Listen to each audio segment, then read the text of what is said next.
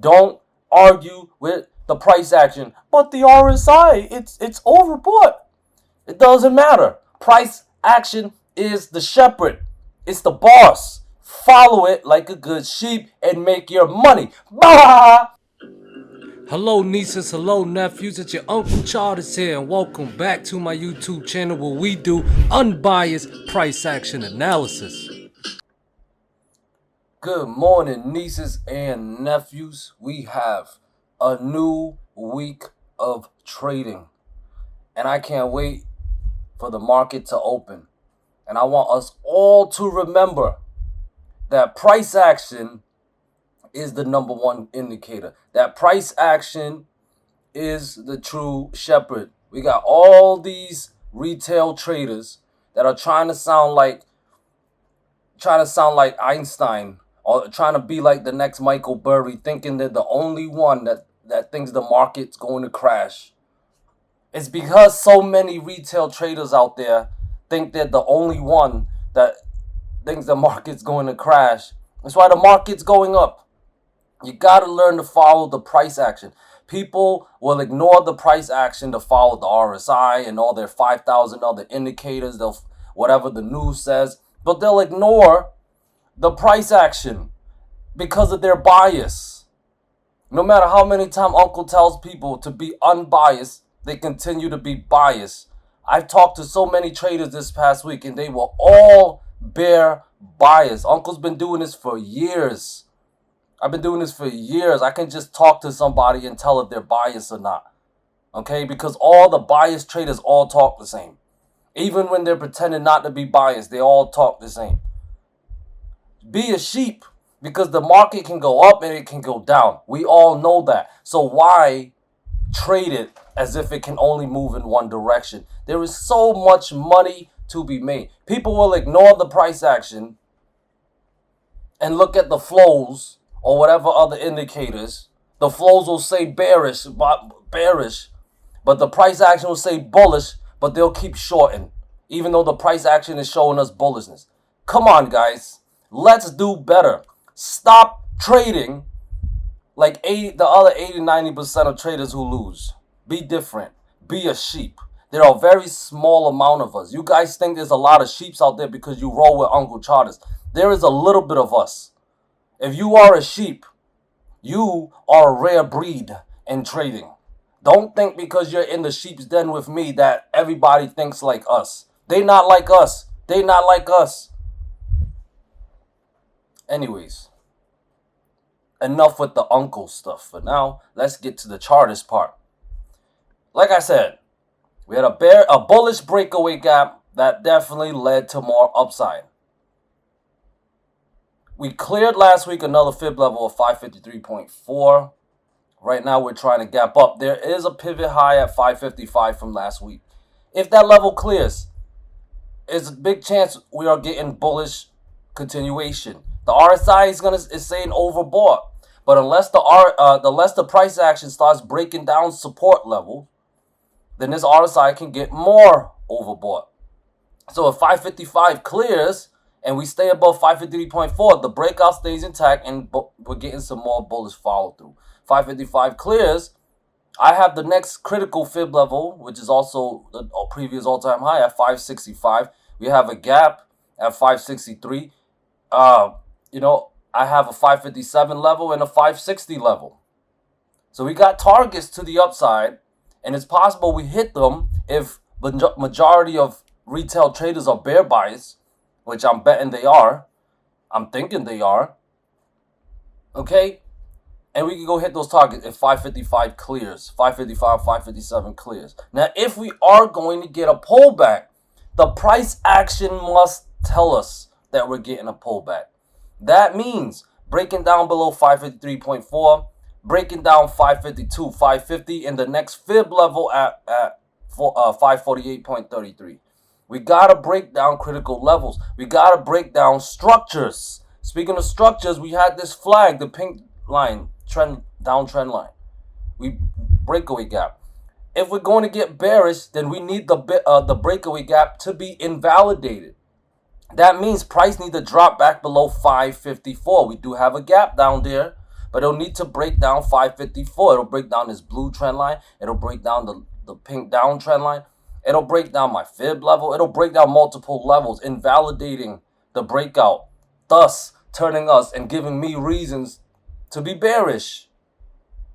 Only based on what the charts say will I either be bullish or bearish. And we look at the daily chart. We had a bullish breakaway gap. You guys all know what breakaway gaps are. Breakaway gap is not something that I just made up on my own. It's been around since before I was even born. Okay? And Uncle was born in the 80s. And it's been around longer than that. Makes sense? So when do we stay bullish? Above 553.4 and clear 555, we will stay bullish. When do we turn bearish? When we start breaking down support. Breaking down 553.4 would be a warning sign. Like, hey, that breakout y'all had last week, it's a fake one. That's if we break down 553.4 and get some closes below. All right? That will be the start. Breaking down support levels. Pay attention to price action behavior. Everybody ignores the price action behavior and want to follow every other indicator except for the most important one. Make it make sense. But then again, we're trading in a game where 80 to 90% of traders lose. So it doesn't surprise me too much. All I'm saying is don't be the majority. Roll with Uncle. Be the minority. Think differently. Be a sheep with me. I'm lonely, man. Triple Q. Triple Q also cleared 473.2. Look at the power of just simple trend lines. People want to look at some of the most complicated data and make it sound like it's rocket science. It's not rocket science. I don't like talking to people who try to make trading sound like it's complicated. They'll talk about 5-10 different things. I don't like talking about it like that. Trading is simple. I want to talk about trading, make it sound so simple that even a 5th grader can do it. That even a 5th grader can do it. That's what makes you great, when you can make complicated things sound simple. When you're making complicated things sound complicating or more complicating, I don't know. I don't like it. That's all I got to say. Now, as far as being bearish, we got to break down 473.2. Okay, that was the last fib level that was cleared. Breaking that down, we could put 472, 470 back in play. 468, and then the next critical fib level, which is also based on this up trend line that I have here, is 466. Below 466, bears have a shot at a lot more downside, possibly sending us all the way back down to the 450s. But for that to be possible, we got to break down those support levels that I mentioned. First one we need to break down is 473.2. Okay, that will put the lower targets in play. The second critical one is 466. All right. Below 473.2, we got 472, 470, and 468. But we're talking just critical levels. 466 is that level.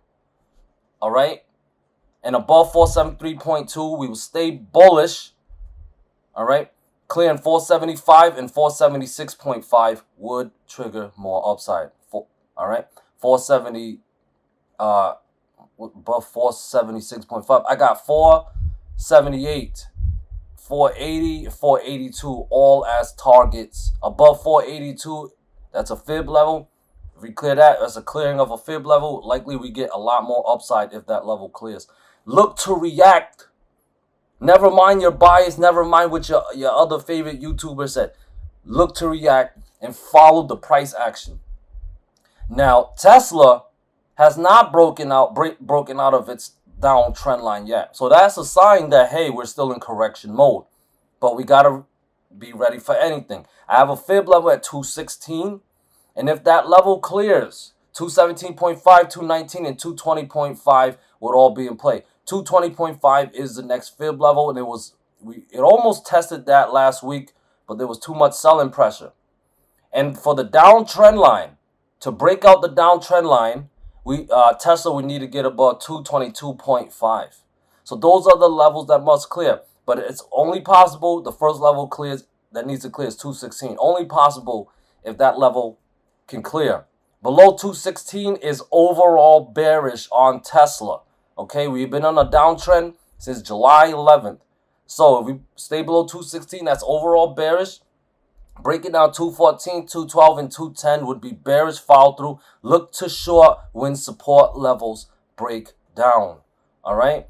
NVDA, since breaking out, this was a breakaway gap, bullish breakaway gap, and since then we're getting a lot of follow through. Bears have been crying because their biasm hasn't been working.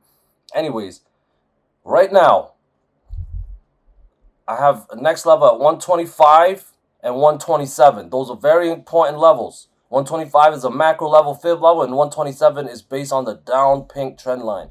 If bears are going to step up, now is a freaking good time. The 125 to the 127 zone would be a good time for the bears to step up. Based on this structure, could get a third rejection. We shall see. But if we test it, I'll only trust the rejection when we start breaking down support levels. From here, supports are at 123, 121.6. That's a fib level. If those levels fail, bearish with 120, 118.5, 117, and 114 all in play. Possibly even lower than that if this downtrend continues. All right. Now, if we clear 125 and if we clear 127, don't argue with the price action. But the RSI, it's overbought. It doesn't matter. Price action is the shepherd. It's the boss. Follow it like a good sheep and make your money. Bah! And that is my pre-market analysis. Peace.